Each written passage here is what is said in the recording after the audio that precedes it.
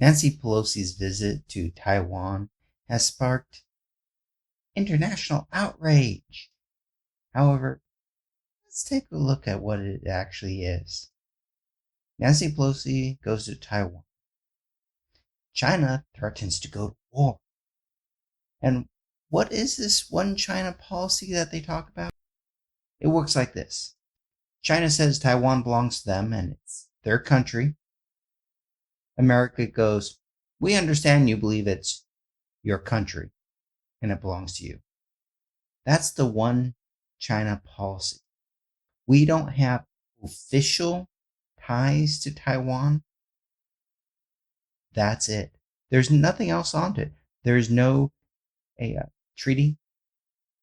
There's no laws, no nothing. Even when we recognized the one China policy by acknowledging that's what they think, we also passed the Defend Taiwan bill, an actual law in the United States that says we will help Taiwan defend itself. So this one China policy that they all talk about and how Biden is bad because he said he would defend Taiwan, which the laws of the United States say he has to do, or he's in violation of the laws. The Supreme Court has repeatedly ruled that the president has to abide by the laws of the United States. So when Biden says he's going to defend Taiwan, he's stating the laws of the United States. And when he says he hasn't changed the policy of the United States, is because he hasn't changed the policy of the United States. The United States will always defend Taiwan when China attacks it, and we will acknowledge that China thinks it belongs to them. It's like a pedophile. A pedophile will tell you that raping a child is good for the child. You can acknowledge that's what they honestly believe, and you can still hang them by the neck until they're dead. There is a significant difference between acknowledging something and signing a treaty. So, what is China actually doing? They're threatening to go to war, murder millions of people, because the country that they haven't had control of ever has had a visit from the leader in the House. That's it. And it isn't even unique or the first time that this has happened. Former leaders in the House have gone to Taiwan. The big news story that the media is making about this is because China is threatening to go to war. Now, you might not like a lot of what America has done, but hands down, America has done more good in the world than any of the horrible things that we have actually done. We eliminated war in Europe for 70 years until Russia decided to attack Ukraine. Now, if you go back in history, before World War II, no one would have ever said that was even remotely possible. Europe has been plagued with wars for thousands of years.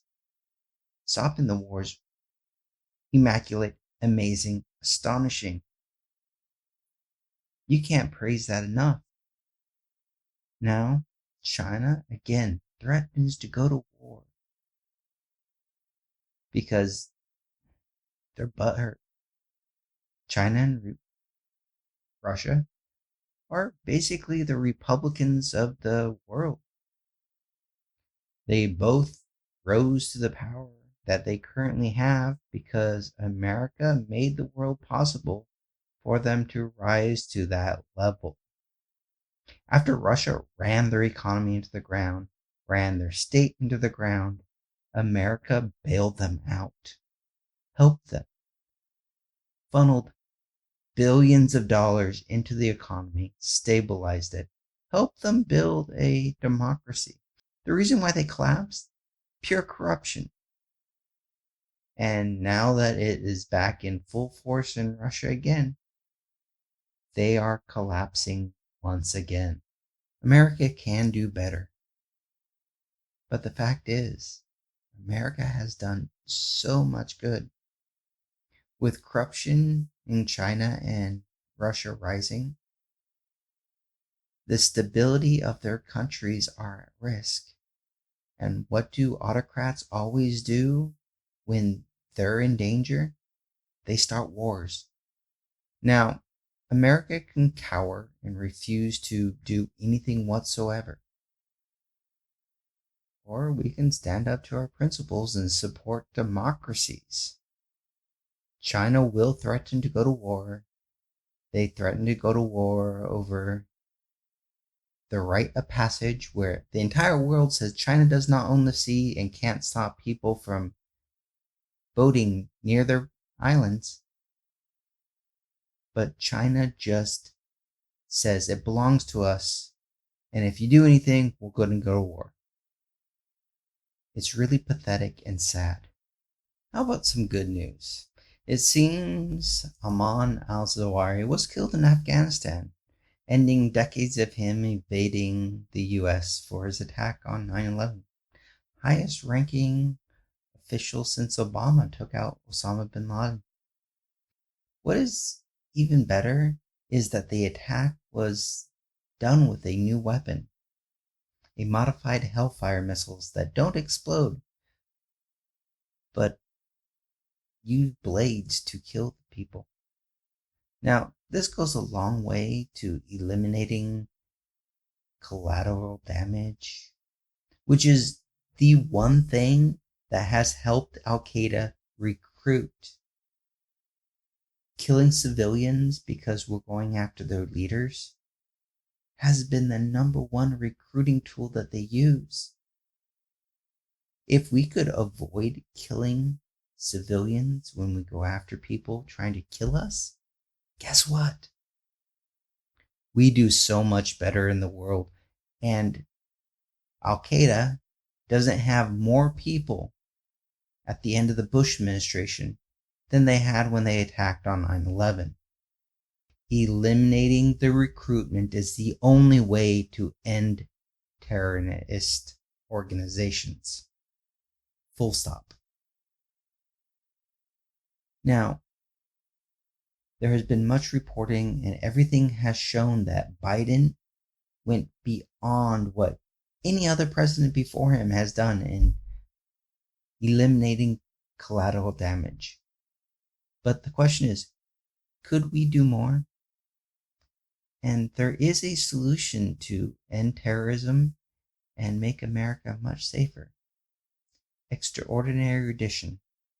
Bush used it, where he went to a country, kidnapped people, and shipped them to Cuba to let them rot in jail forever. That was bad. However, if we go and kidnap someone, bring them to the United States, and put them on trial, we are upholding America values. And those that are trying to recruit on America holding people in Cuba forever, they lose that. And we also gain all that intelligence that they have. Killing them, yes, it doesn't put our soldiers at risk. But the fact is, using drone warfare helps recruit more people to kill our soldiers. So yes, our soldiers would be in danger if they went in and grabbed people that we need to prosecute for the crimes they committed. However, that would make America safer.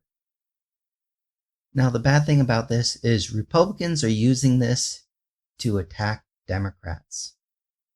Yes, another terrorist leader taken out by a Democrat is a reason to attack them. If we needed any more proof that Republicans should not be listened to and are blatant traitors to the United States. Now, the withdrawal in Afghanistan, no matter what you have heard on the news, has been the most successful withdrawal of troops. that lost a war. Find any others that was successful. If you look at the end of the Vietnam War, you'll see them pushing helicopters into the ocean as we tried desperately to evacuate people. And we left hundreds of thousands there. Now, being able to pull out 100,000 people out of Afghanistan was a marvel. Could we have done better? Yes. Has it ever been done better in human history? No. So, Republicans have taken this and used it to attack Democrats, saying that we should still be in Afghanistan. We should continue to extend the war because we can't murder terrorist leaders in Afghanistan without going in and having thousands of troops there risking their lives day in, day out. Yeah, seems kind of strange. And the trillions of dollars Republicans have wasted on the wars, even just mathematically, if you take the $7 trillion wasted on the Iraq and Afghanistan war for the 3,000 American lives that were lost on 9/11, and the thousands more soldiers that were lost in Afghanistan, if we just put that into roads in the United States, there would be a net positive of American citizens living today. So let's not talk about putting troops back into Afghanistan, because that is what the Republican and their news is pushing for, because that's what they see as Biden's failure. We're still not at war, so Biden messed up. It's not an unqualified win, according to them. Like when they blocked the veterans bill for their health care, they were fist bumping on the Senate floor. Take a look at the picture.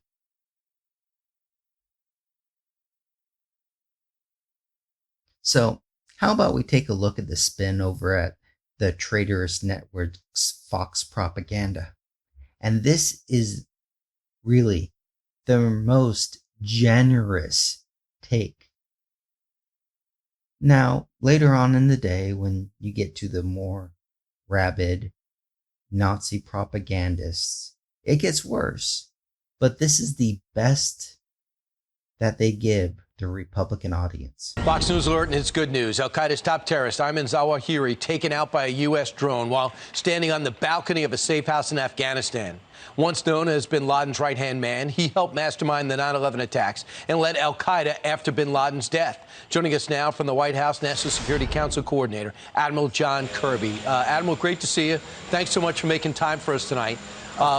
What could you tell us about this operation? Well, I'll tell you, this really shaped up over the last 6-7 months, Brian, when we first had indications that Mr. Zawahiri was going to move or in the process of going to Kabul. We know he was trying to reunite with family members that we had tracked to Kabul, so we were able to then follow his movements. Then it became a matter of sort of developing that intelligence, making sure that it in fact was him, A. B, that we had a pattern of life that we could watch that might give us an opportunity. The president was very clear once he made the decision that he wanted to minimize any risk of civilian casualties. So that put an additional demand on the intelligence and counterterrorism community to make sure we could do this in a way which only got him and nobody else. Admiral, no one has to tell you that in the Doha Agreement, the Taliban pledged not to have an alliance with al-Qaeda.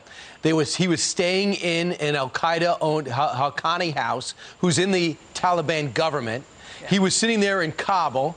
Usually, Taliban leaders don't work alone. Obviously, this is a violation. Where's the rest of the al-Qaeda guys located right now?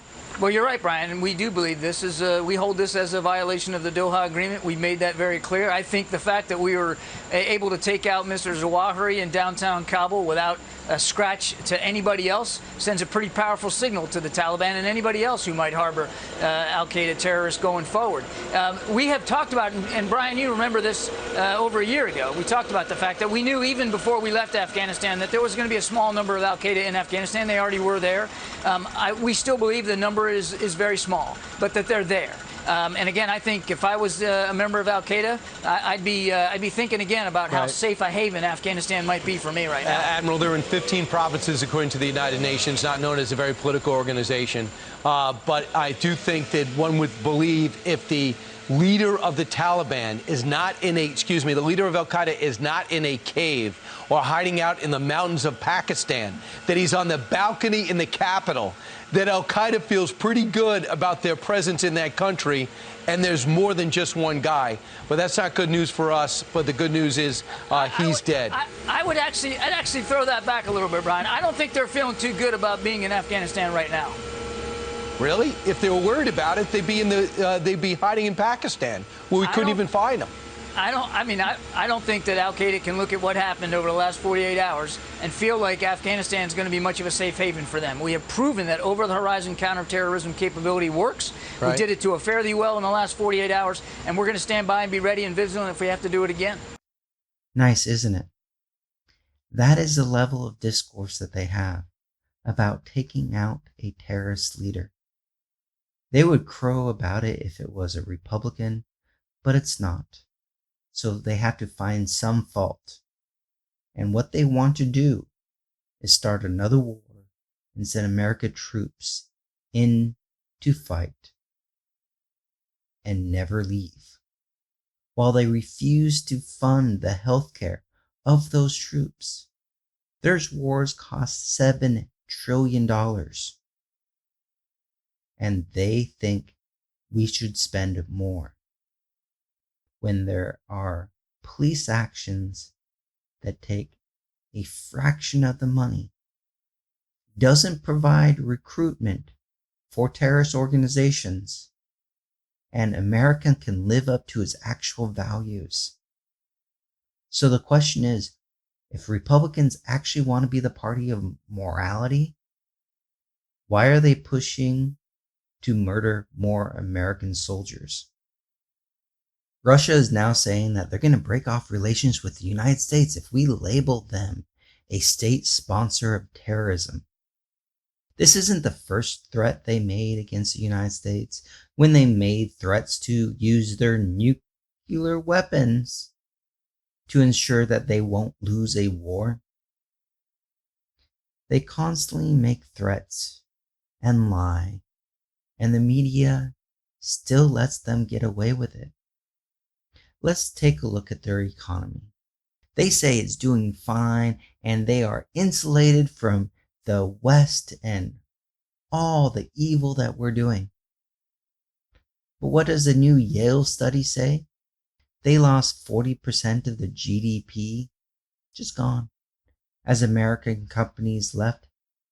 That's 3 decades of economic loss. They currently have the worst markets in the world. The study has come to the conclusion that Russia can't pivot to the east to sell their oil without an extreme drop of revenue. Russia imports have collapsed. The collapse of production combined with the expansive government subsidies has made inflation extreme. The value of the ruble is, not even worth talking about, because as long as it can't be traded, no one actually knows what the value is. And Russia's financial markets, including the government oil and gas companies, are way down, saying that the Russian people don't think things are going to be going all that well. Russia threats are to stop people from labeling them what they are.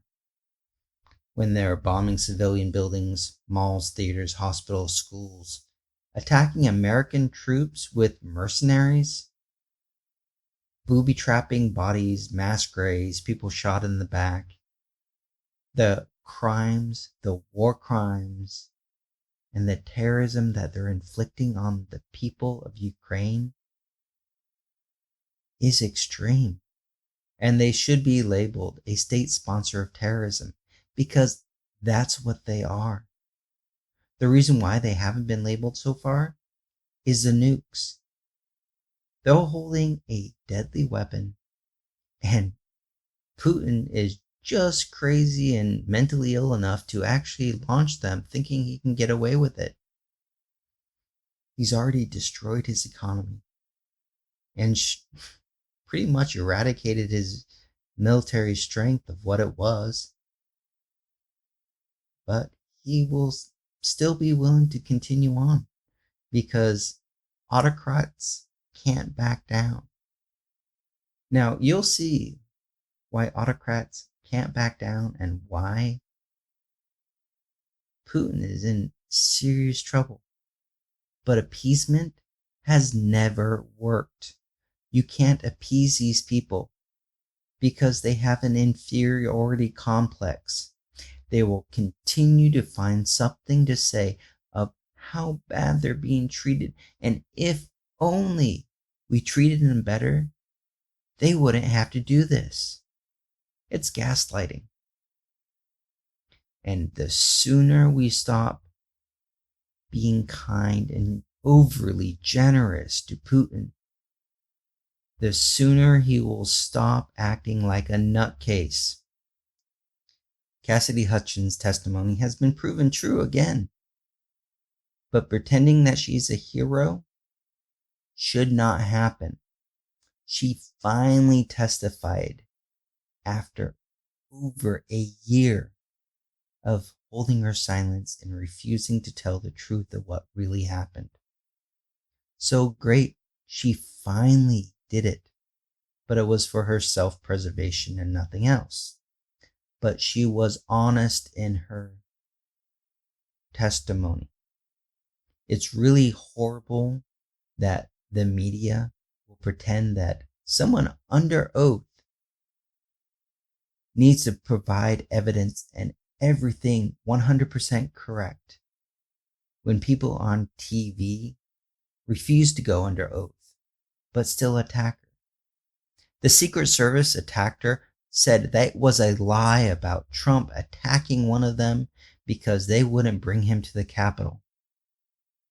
And guess what? Not long after it, more people came forward, and those Secret Service agents that were lying to the media, who dutifully reported every single word that they said, they up and disappeared. Still refused to testify under oath. So we have more evidence that Trump knew her with pictures, and documents from Business Insider obtained proves the rest is a lie. He said she was disgruntled because he wasn't going to continue having her.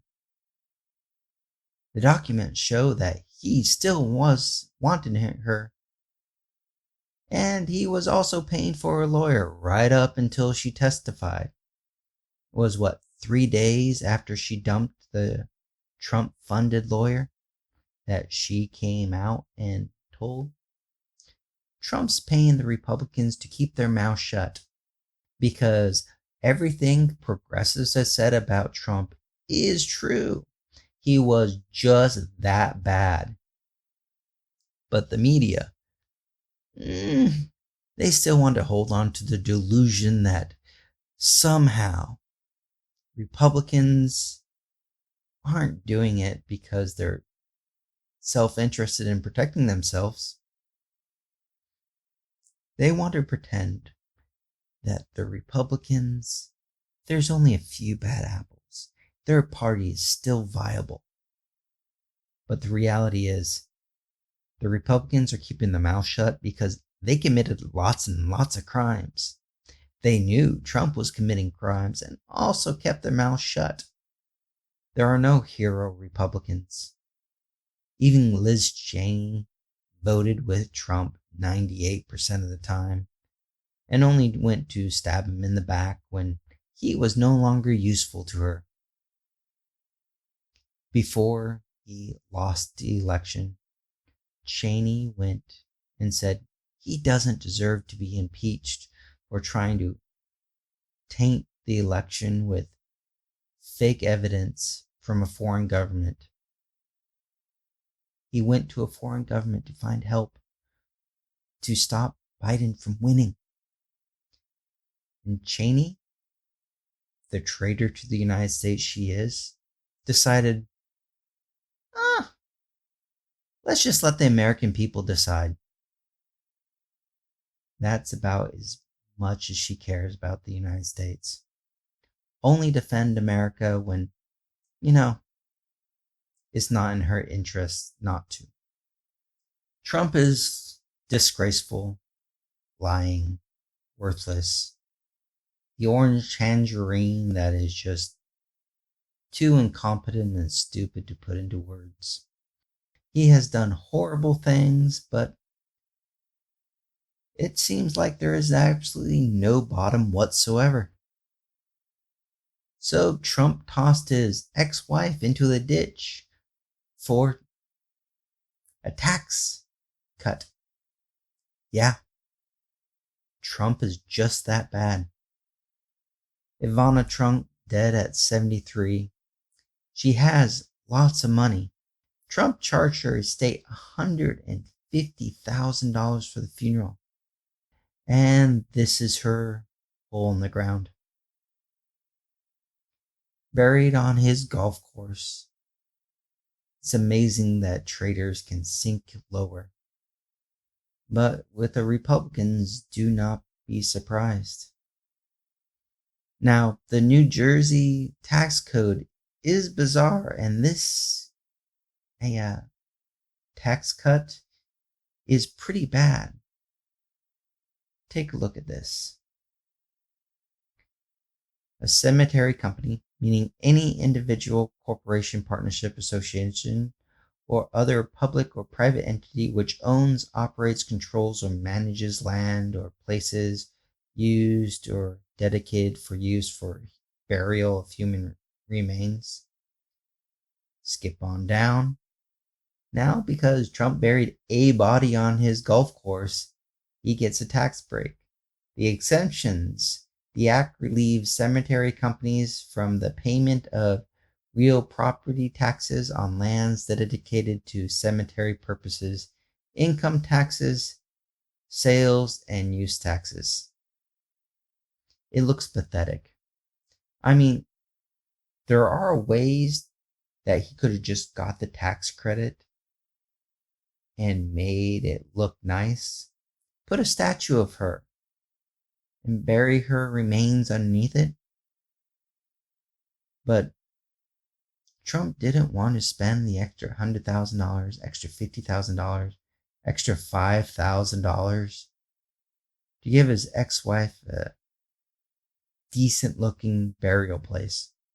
He just had them dig a hole in the ditch and toss her in it, and charged her estate $150,000 for the funeral. The Trumps are worthless people, and pretty much the poster childs of why we shouldn't venerate the billionaires. They're horrible people, brainwashed and deluded with their money. There's plenty of psychology on why the very rich, are miserable people who get mentally warped. Listening to them should never be a primary source for any topic whatsoever. So the GOP decided to give our veterans the big middle finger because Democrats outmaneuvered them.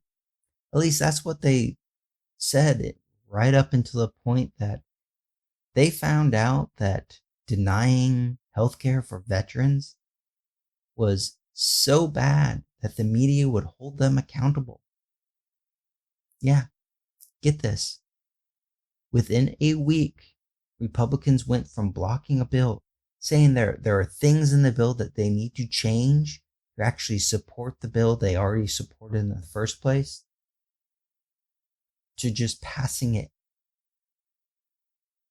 a week. It's truly amazing what the media can do when they're actually holding politicians accountable. Imagine what would happen if the media started holding the Republican Party accountable for Marjorie Taylor Greene saying Jewish space lasers lit fires in California and it was all to make Trump look bad. If the media held Republicans accountable, they wouldn't be a failed political party. We would have two functioning parties in the United States, and the fact that Republicans tried to overthrow America would never have happened. So don't let the media kid you that there's nothing they can do, because they will. They're just too lazy to do their job. Trump is notorious for how much he goes to courts, because when you're rich, you can just sue, give money to lawyers, and let them drag things out until people just up and quit. However, it seems that strategy has kind of gone to the wayside, because when he tried to overthrow the United States, he had his mob attack police, and they're suing him. And so are members of Congress. Both those people, I think, will be willing to sue him until the day he dies and continue to sue his estate thereafterwards. So Trump went to the judge again and filed basically the same thing, that asking the judge to dismiss the lawsuits, claiming he had absolute immunity. He's allowed to do whatever he wants as president, and no one can sue him for it whatsoever. The judge already threw out a similar argument, and they went again and threw this one out. It's nice when the rich finally get their comeuppance. It'll be a long time before those cops or members of the House will be willing to let this lawsuit die. So it might be 5 years down the road or 10, but I don't think this lawsuit's going away, nor do I think Trump could anywhere possibly win this one. Alex Jones, a darling of the Republican Party, proved in court that he should not be listened to. He went crazy in court. So there are many things you can do, say in public, but once you can get into court, you can't anymore. Once you take oath, that means you have to tell the truth. You can lie all you want outside, but when you get into court and get under oath, that's problematic. So he got on the stand, refused to answer the questions presented to him, told the jury that he was bankrupt, which he's not, and that was a blatant lie. And he also told the jury that he complied with discovery. That was also a lie. So the judge had to have a talk with him. And this is how it went. Mr. Jones, you may not say to this jury that you complied with discovery. That is not true. You may not say it again. You may not tell this jury that you are bankrupt. That is also not true. You may have filed for bankruptcy. I don't know that, but I've heard that. That doesn't make a person or a company bankrupt.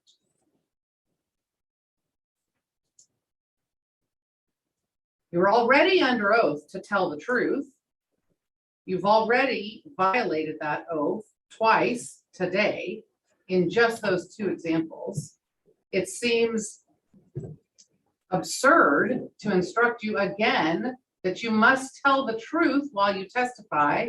Yet here I am. You must tell the truth while you testify. This is not your show. You need to slow down and not take what you see as opportunities to further the message you're wanting to further. And instead, only answer the specific and exact question you have been asked. No asides. The comments about discovery, the comments about the larynx or whatever it was, the comments about bankruptcy, none of those were responsive to questions. They were just you abusing my tolerance and making asides to the jury improperly, and in at least 2 cases, untruthfully. Do you understand what I have said? Yes or no? Do you understand what I have said? Yes, I believe what I said was true. So I don't. Yes, you believe everything you say is true, but it isn't. Your beliefs do not make something true. That is what we're doing here. Just because you claim to think something is true does not make it true. It does not protect you. It is not allowed. You are under oath. That means things must actually be true when you say them. Don't talk. You understand what I have said. I do understand. You understand the instructions I have given you for your testimony in court. Yes. It gets worse after this. He went over to one of the parents that were suing him, and he screamed at them when it all came down to it. When he went and accosted the parents, he was stopped by their lawyer. And he makes a comment that says that he's actually crazy and believes the delusions that he says. He says to the lawyer, why? Because you can't feed them fake videos anymore? The lawyer told him, oh, shut your mouth. And he responded with, that's what you're trying to do. Shut your mouth. You will never succeed. The insanity in that exchange is astonishing. He believes that the lawyers tricked the parents into suing him using fake videos. So it's not that he sicked the Republican Party and the delusional nutcases in it on the parents of grieving over the death of their children. No. It's that it's a big conspiracy where they got fake videos to make him look bad, and they convinced a whole bunch of people to sue him. That's what he believes. And it gets worse. So his lawyers accidentally sent over transcripts, the full copy of his cell phone. And guess what? He lied again under oath. He said he didn't have any texts related to Sandy Hook. That was a lie. In the text, it also says he made $200,000 a day, up to $800,000 a day. So much for being bankrupt. So the real question is, will the Justice Department hold him accountable, or will they see it as political for arresting a horrible person that sicked, deluded psychopaths on grieving parents, who then went into court and lied repeatedly under oath? This isn't a hard prosecution. It's very simple. He said he checked his phone. There was no text about Sandy Hook, and there are texts about Sandy Hook. He should be prosecuted and jailed. But with the Republican Justice Department that we've had for decades, Don't hold your breath. But you should press the media and the Justice Department to actually do their damn jobs. Alright, now if you like those videos, help me make more. Like, subscribe down below, or you can go to my Patreon page and help support us. Or if you really want to help stop global warming, down below there's a power pipe that could end global warming in the next decade.